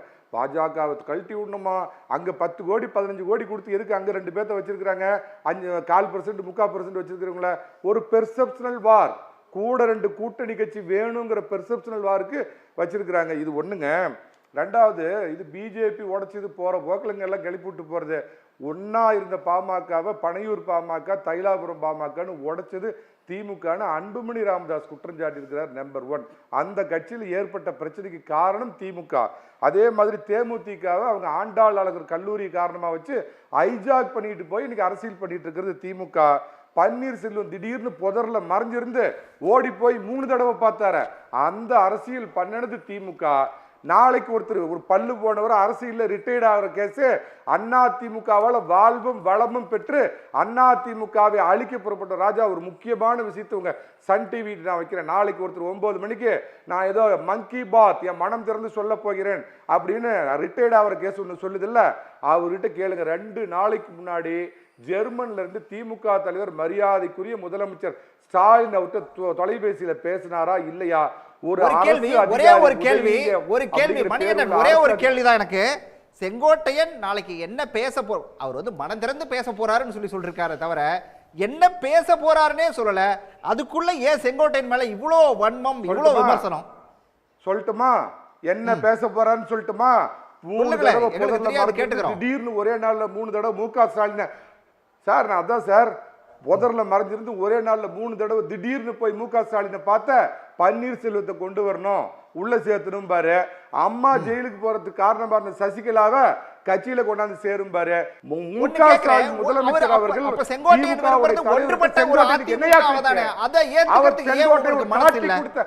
அதிமுகவை காட்டி கொடுத்த ஒரு கருங்காலி செங்கோட்டையன். அவர் எழுதி வச்சுக்க. இல்ல தனிப்பட்ட தாக்குதல் வேண்டாம். இன்னைக்கு அதிமுகவில் இருக்கக்கூடிய மிக மூத்த தலைவர்கள்ல அவரும் ஒருத்தர். எம்ஜிஆர் காலத்துல இருந்து அரசியல் பண்ணவரு. அப்படிப்பட்டவரை வந்து இவ்வளவு தரக்குறைவா பேச வேண்டாம். அவர் நாளைக்கு என்ன பேச போறாரு அப்படிங்கறது அது அப்புறம் பார்க்கலாம். அவர் கருங்காலி திமுகவோட கைக்கூலிங்க. இருங்க, என்ன அவர் கருங்காலி திமுகவோட கைக்கூலி. அவர் ஸ்கிரிப்ட் எழுதி கொடுத்திருக்காரு. முதல் நாளே உங்களுக்கு ரிலீஸ் பண்றேன். உங்க சன் டிவி நிருபர் நாளை கேட்க சொல்லுங்க. முக ஸ்டாலின் அவர்கிட்ட பேசுனது உண்மையா இல்லையா? எடப்பாடி பழனிசாமி நாளைக்கு ஆட்சிக்கு வருவார். ஜானகி ராமச்சந்திரன் புரட்சி தலைவியரோட மனைவி திமுக அறிவாலை வாசல மிதிச்சதுனால நீங்க புரட்சி தலைவரோட மனைவியா இருந்தா கூட உங்களை ஏத்துக்க மாட்டேன்னு தூக்கி எறிஞ்ச அதிமுக தொண்டை முதலமைச்சர் போய் 3 தடவை சந்திச்ச பன்னீர்செல்வத்தை எப்படி கட்சியில ஏத்துக்குவான்? அம்மா சிறைக்கு போக காரணமா இருந்த இந்த சசிகலாவை எப்படி ஏத்துக்குவான்? இதுக்கு போய் என்ன பார்த்தாரு? நிர்மலா சீதாராமனை பார்த்தாரு. பக்கு தைரியம் இருந்தா நிர்மலா பெரியசாமி போய் சந்திக்க சொல்லுங்க பார்க்கலாம். இவர் வந்து ஒரு கருங்காலியா மாறிட்டார். திமுக அதிமுக தான் அவரோட விருப்பமா இருக்கு. இல்ல நீங்க சொல்ற கணக்குப்படி பார்த்தா அவர் ஒண்ணு வேற யாரையும் சேர்த்துக்க சொல்லலையே. ஒரு ஒன்றுபட்ட அதிமுக இருக்கணும் அப்படிங்கறது அவரோட விருப்பமா ஒருவேளை நீங்க சொல்ற கணக்குப்படியா வந்தா தெரிவிக்கலாம். அது சொல்லிட்டு போட்டோம். அதுக்கு ஏன் இவ்வளவு வன்மத்தை கக்குறீங்க நீங்க? பாதிப்பு அவருக்கு அதிகமா வரும். வேற யாராவது பேச்சு எடப்பாடி பழனிசாமிக்கு எதிரான பேச்சாக இருக்கும். பொன்னை இருக்கு சார், ஒரு நிமிஷம் இருங்க. நான் உங்களை பத்தி பேசல, ஒரு நிமிஷம் இருங்க. பொன்னையங்கிற சீனியர் தலைவர் இருக்கிறாரு. எத்தனையோ தலைவர்கள் தங்கமணி, வேலுமணி, சிவி சண்முக யாராவது இந்த குரலை எழுப்புனாங்களா? இவர் எழுப்புறதுல உள்நோக்கம் இருக்குது. கட்சியை திமுக காட்டி கொடுத்த செங்கோட்டையன். நம்ம தொடர்ந்து பேசலாம். இருங்க, வரேன். இன்றைய விவாதம் தொடர்பாக நேயர்கள் முன்னாடி ஒரு கேள்வியை முன் வச்சிருந்தோம். என்ன பதில் சொல்லிருக்காங்கன்னு பார்த்துட்டு தொடர்ந்து விவாதிக்கலாம். தேசிய ஜனநாயக கூட்டணியில் இருந்து பன்னீர்செல்வத்தை தொடர்ந்து டிடிவி தினகரன் வெளியேற காரணம் அப்படின்னு சொல்லி 4 ஆப்ஷன் கொடுத்திருந்தோம். எடப்பாடி ஏற்காததால் அப்படின்னு சொல்லி 32% பேரும், புதிய கூட்டணி அமைக்க அப்படின்னு சொல்லி 20% பேரும், பாஜக கைவிட்டதால் அப்படின்னு சொல்லி 30% பேரும், இபிஎஸ் எதிர்ப்பில் உறுதி அப்படின்னு சொல்லி 18% பேரும் குறிப்பிடுறாங்க. எடப்பாடி ஏற்காததால தான் அப்படின்னு சொல்லி தான் அதிகமாக 32% பேர் குறிப்பிட்டிருக்காங்க. முருகானந்தம் உங்ககிட்ட தான், எடப்பாடி தான் காரணமா அத்தனைக்கும்? அது அத்தனையும் பொருந்தும். நீங்க பட்டியலிட்ட அத்தனையும் பொருந்தும். அமமுகவுக்கு எடப்பாடியும் மதிக்கவில்லை, பாரதிய ஜனதா கட்சியும் மதிக்கவில்லை. அந்த 8% பொருந்தும். நீங்க அந்த பட்டியலில் திரும்ப போட்டீங்கன்னா அத்தனையும் எங்களுக்கு பொருந்தும். அவ்வளவு துரோகம். நாளை திரு மூத்த தலைவர் திரு செங்கோட்டையன் என்ன பேசுவார் என்று மணிகண்டன் சொல்லிட்டார். சமீப காலங்களில் முன்னாள் மேயர் திரு சைதி துரைசாமி அவர்கள் ஒருங்கிணைந்த அதிமுக உருவாக வேண்டும், பிரிந்திருக்கக்கூடாது, பிரிந்த தலைவர்கள்லாம் ஒன்று சேர வேண்டும், அந்த கூட்டணிக்குள் பாட்டாளி மக்கள் கட்சி வர வேண்டும், அந்த கூட்டணிக்குள் தேசிய முற்போக்கு திராவிடர் கழகம் வர வேண்டும் என்று சில முயற்சிகளை எடுத்தார். அதற்கு திரு ஆடிட்டர் குருமூர்த்தி அவர்களும் உறுதுணையாக இருந்து செயல்பட்டார்கள். அந்த ஆலோசனைப்படி திரு சைதை துரைசாமி அவர்கள் கூறிய கருத்தை நாளை செங்கோட்டையன் அவர்கள் உறுதிப்படுத்துவார் அல்லது நடைமுறைப்படுத்த சொல்லுவார். சரி, இதுக்கு வாங்க டிடிவியை பற்றி பேசுறதுக்கு வாங்க. டிடிவி பேசுனதுக்கு வாங்க. கண்டிப்பாக இந்த எடப்பாடி ஏற்றுக்கொள்ளவில்லை. ஏன் வருத்தம் அளிக்கிறது? உடனடியாக வாருங்கள், ஒருங்கிணைந்து செயல்படுவோம். ஏன் பிரிந்து செல்லுகிறீர்கள்? நாம் எல்லாம் ஒரே இயக்கத்தை சேர்ந்தவர்கள். எம்ஜிஆர் காலத்திலிருந்து புரட்சி தலைவர் ஜெயலலிதா காலத்திலிருந்து எடப்பாடி ஏத்துக்கல அப்படிங்கிறதுல வந்து மணிகண்டனுக்கு உடன்பாடு இல்லை. அதை தான் திரும்ப அவர் சொல்றாரு. இல்ல, பொதுமக்கள் நடுநிலைமையானவர்கள் வாக்களித்திருக்கார்கள். இல்ல, அந்த வாக்கை விடுங்க. அவர் சொல்றது அப்படிங்கிறது, மணிகண்டன் சொல்றது அப்படிங்கிறது, எடப்பாடிக்கு வந்து டிடிவி இருக்கிறது அப்படிங்கிறதுல எந்த பிரச்சனையும் இல்லை அப்படிங்கறத அவர் சொல்றாரு. சமீபத்தில் திரு ஜான் பாண்டியனுக்கு 50வது பொன்விழா நிகழ்வில் கலந்து கொள்ளக்கூடாது என்று ஆணையிட்டிருக்கிறார் திரு எடப்பாடி பழனிசாமி. அதே போன்று மறைந்த திரு மூப்பனார் நினைவிடத்திற்கு வர வேண்டாம் என்று திரு எடப்பாடி பழனிசாமி அவர்கள் அறிவித்திருக்கிறார். எங்கள் தஞ்சாவூர் மாவட்டத்தை முன்னாள் அமைச்சர் ஒருவரிடம் எடப்பாடி அமமுக இருக்க வேண்டாம் என்று அறிவித்திருக்கிறார். அழைக்காதது அவருடைய தவறு.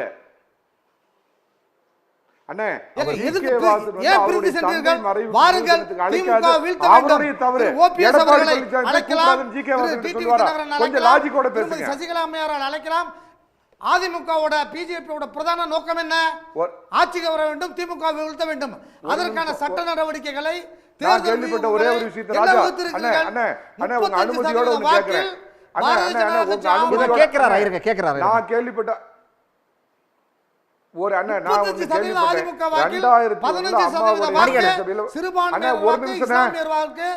ஆதி திராவிடர் மக்கள் வாக்கு திமுகவுக்கு சென்றுவிடும். எப்படி வெற்றி பெற முடியும்?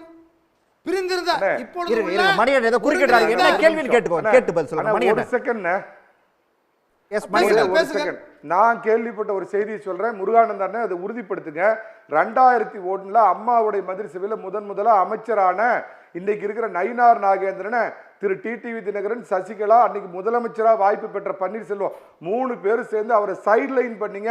அவருக்கு ஏகப்பட்ட பிரச்சனையை கொடுத்ததுனால நயினார் நாகேந்திரனின் இது திருவிளையாடல் எனக்கு சொன்னாங்க. இது உண்டா இல்லையா? இதுக்கு மட்டும் பதில் சொல்லுங்க. உங்களுடைய கற்பனையான கதைகளுக்கெல்லாம் பதில் சொல்ல முடியாது. எப்படி திமுகவை வீழ்த்த வேண்டும்? ஒருங்கிணைந்த அதிமுக ஏன் உருவாகக்கூடாது? இப்படி தோழமை கட்சிகள் பிரிந்து சென்றால் எடப்பாடி பழனிசாமி உங்களோட கை கோர்க்க தயாரா இருக்காரு.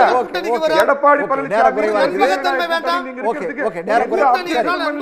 அநியாயத்துக்கு எடப்பாடி மேல நீங்க பழி போடுறீங்க.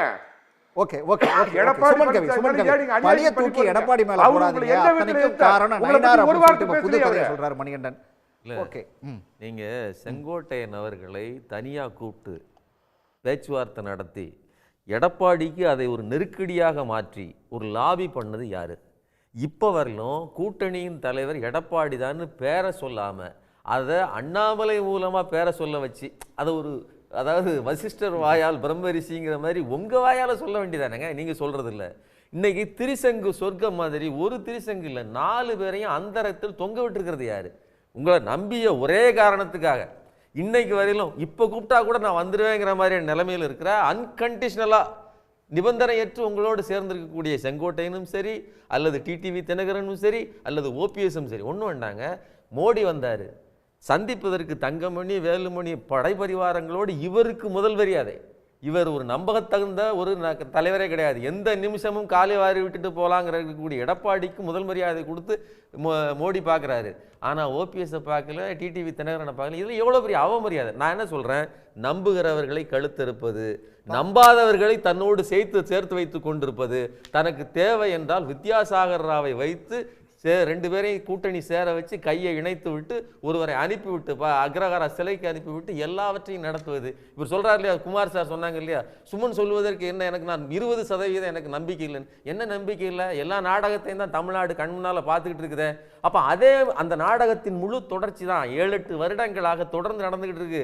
ஜெயலலிதா இறப்பிலிருந்து இன்றைக்கு வரையிலையும் சார் சொன்னாங்க இல்லையா, ஜெயலலிதா இறப்பே எங்களுக்கு மர்மமாக இருக்குது.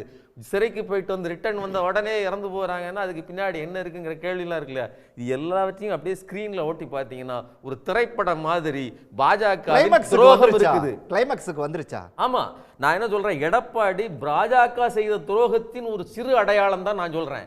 இது அவர் டஃப் கொடுக்குறாரு. நான் என்ன சொல்கிறேன், தன் கையில் கட்சி இருக்குது, நீங்கள் நான் பிரிஞ்சு நிற்பது எனக்கு லாபங்க. நீங்கள் ஒன்றும் இல்லைங்க, 2029 தான் அவர்களுக்கு இலக்குங்கிறதுல இன்னைக்கு அவர் சேர்த்து கொண்டால் கட்சி வலுவாக வெற்றி ஓரளவுக்கு நல்ல நம்பர் வந்தாலும் கூட அதனால் பாஜகவுக்கு லாபம் இல்லை, எடப்பாடிக்குமே லாபம் இல்லை. ஏன்னா அது தன்னை மீறிய கட்சியாகத்தான் இருக்கும். அதனால எடப்பாடி அதற்கு அனுமதிக்க மாட்டார். இன்னொன்று, எடப்பாடிக்கு இன்னொரு வாய்ப்பும் இருக்கு. 2029 2 பேரும் உட்கார்ந்து என்னிடம் பேசுங்கள், என்னிட்ட டீல் பேசுங்க. அந்த இடத்தை தக்க வைக்கிறதா எடப்பாடிக்கு வேலையை தவிர திமுகவை வீழ்த்துவதோ ஆட்சி அதிகாரத்தை பெறுவதோ கிடையவே கிடையாது. குமார் நடக்கிற நாடகத்துக்கு டைரக்ஷன் பாஜக, அதான் சுமன் கவி வைக்கிற குற்றச்சாட்டு. இல்லை, அவர் தீர்மானமாக இருக்கிறார். பாஜகவை உறுதியாக இருக்கார். பாஜகவை கரியள்ளி பூச வேண்டும் என்பது அவருடைய தீர்மானம், உறுதியாக இருக்கார்.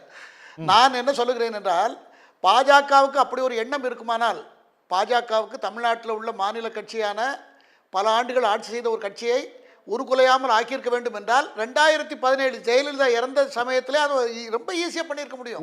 ஒரே நாள்ல பண்ண கூடாதுங்க, ஒரே நாள்ல பண்ண முடியாது, ஸ்டெப் பை ஸ்டெப்பா பண்ணணும். அப்படிங்கிறதுக்காக தான் அப்படி ஏற்பாடுகள். அப்படியே நீங்க வந்து அந்த 2017ல இருந்து ஓட்டி பாருங்க சொல்றாரு அவரு. அன்னைக்கு கண்டுக்காம விட்டுருந்தாலே போயிருக்கும் கட்சி. 3 நாள் இன்னைக்கு உடைகிறது மாதிரி 4 மடங்கு வேகமா அன்னைக்கு உடைஞ்சிருக்கும். ஆகையினால அது அல்ல உண்மை, அது அல்ல.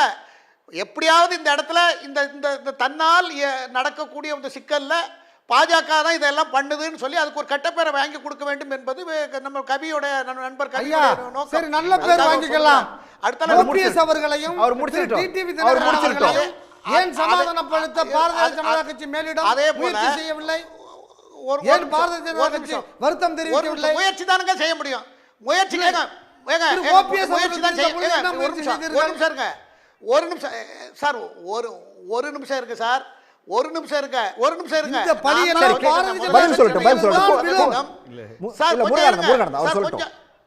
கொஞ்சம் இருங்க, கடைசி ரவுண்டு கொஞ்சம் இருங்க. அதாவது பாஜக செய்த தவறை நான் முதலிலே பட்டியலிட்டு சுமன் கவி சொன்னதை ஆதரித்தேன் என்று சொல்லிவிட்டேன். ஏன் என்று சொன்னால், அவங்க அதற்கு ஒன்று எடப்பாடி பழனிசாமி கூட்டணியை எல்லாரும் வந்தால் வாங்கன்னு 2-3 வருஷம் அப்படி இருந்தது, பெண்டிங்கிலே இருந்தது, அந்த ஃபைல் பெண்டிங்கிலே இருந்தது. இப்போ தேர்தல் வந்து விட்டது, அவர் உடும்புப்படியாக இருக்கிறார், ரொம்ப இறுக்கமான மனதோடு இருக்கிறார் எடப்பாடி பழனிசாமி. இதற்கு மேல் அதில் நம்ம தலையிடுவதற்கு ஒன்றுமில்லை, அவர்கள் பேசிக்கொள்ள வேண்டும் என்பதுதான் பாஜகவுடைய நோக்கம். ஆனால் அதே சமயத்தில் இவங்களை வந்து கூப்பிடுறது, இந்த பிரைம் மினிஸ்டர் வரும்போது பார்க்கறது, இவங்களுக்கு உரிய மரியாதை கொடுக்கறதா அதை செய்யாதது வந்து எனக்கு கூட தனிப்பட்ட முறையில் வருத்தம். 2வது, மணிகண்டன் வந்து அவர் வந்து அதிமுகவை ஆதரிக்கட்டும், எடப்பாடி பழனிசாமியை ஆதரிக்கட்டும், அதில் யாருக்கும் அது ஒவ்வொருத்தருக்கும் ஒவ்வொரு அபிப்பிராயம். ஆனால் கண்டபடி சசிகலாவாக இருக்கட்டும், தினகரனையாக இருக்கட்டும், எல்லாரையும் கண்டபடி அவர் பொதுவெளியில் விமர்சிப்பதை நான் வன்மையாக கண்டிக்கிறேன். அவர் என்னுடைய நண்பர், நான் அவருக்கு நான் அறிவுரையாக கூட அவர் எடுத்துக்கொள்ளட்டும். அது வந்து தவறான ஒரு அப்படியானா நான் அங்கே அவங்கள ஆதரித்து பேசுறதுக்கு இப்போ கொடநாடு கொலை வழக்கு எடப்பாடி பழனிசாமி தான் செய்தார்னு ஊர் புறம் ஓடிட்டு இருக்கு, அதை சொல்ல முடியுமா? சொல்ல வேண்டியதில்லை. ஆகையினால நமக்கு என்ன லிமிட் இருக்கோ அந்த லிமிட்ல பேசினா நல்லது என்பது என்னுடைய நண்பருக்கு நான் சொல்லக்கூடிய ஒரு யோசனையாக அவர் எடுத்துக்கொள்ள வேண்டும் என்று நான் கேட்டுக்கொள்கிறேன். இந்த தேர்தலில் நான் முடிவாக சொல்லக்கூடியது, ஒன்றுபட்டால் உண்டு வாழ்வு, இல்லையேல் ஒற்றுமை இல்லையேல் அனைவருக்கும் தாழ்வு என்பதை திரு எடப்பாடி பழனிசாமி புரிந்து கொண்டால் இந்த தேர்தல் நல்ல சவாலாக இருக்கும். மக்கள் தீர்ப்பு மகேசன் தீர்ப்பாக இருக்கட்டும், ஆனால் சவால் நிறைந்த தேர்தலாக இருக்கும்.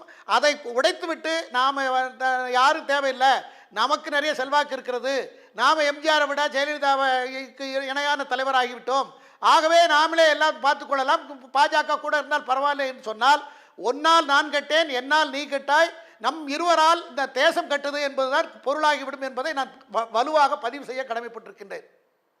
குமார் சொல்றாரு ஒன்றுபட்டாதான் உண்டு வாழ்வுன்றாரு. ஏதாவது இந்த மெகா கூட்டணி அவங்க அமைக்கிறதுக்கான வாய்ப்பு இருக்குதா?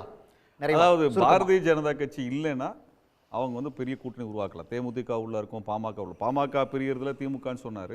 அதில் பாரதிய ஜனதா கட்சிக்கு பெரிய பங்கு இருக்கிறதா மருத்துவர் ஐயா ராமதாஸ் அவர்களும் பேசியிருக்கிறாங்க. அதுலேருந்து நம்ம புரிந்து கொள்ளக்கூடியது அதுதான் இருக்குது. அப்போ இது பாரதிய ஜனதா கட்சி தான் தமிழ்நாடு இத்தனை குழப்பங்களை கொண்டு வந்துட்டே இருக்குது. பாரதிய ஜனதா கட்சி இந்த கூட்டணி உருவாகி பாரதிய ஜனதா கட்சியில் ஒரு எம்எல்ஏ நாளைக்கு இவங்கள வந்தாலும் அதை வச்சு குழப்பறதுக்கு எல்லா வேலையும் செய்வாங்க. பாரதிய ஜனதா கட்சிக்கு ஒரு எம்எல்ஏ இல்லாமல் மாநில கட்சிகள் மட்டுமே தமிழ்நாட்டில் சட்டமன்றத்தை நிரப்பணும். அதுதான் எங்களுடைய, நாங்கள் அதான் சொல்கிறோம். நாங்கள் திமுகவா அதிமுக எல்லாம் மாநில கட்சிகள் தமிழ்நாட்டுக்குள்ளர அவர்கள் அரசியல் செய்யட்டும்.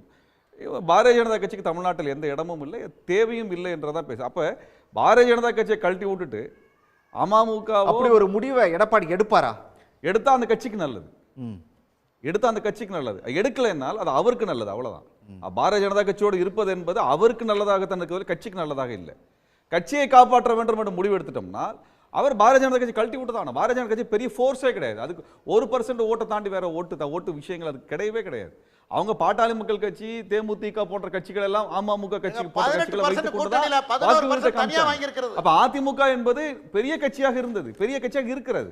மறுபடியும் ஒன்னா சேருவதற்கான வாய்ப்பு பாரதிய ஜனதா கட்சி தான் தடுக்குது. இப்ப இதே குருமூர்த்தி இருக்கிறார்ல, அவர் என்ன பண்ணாரு?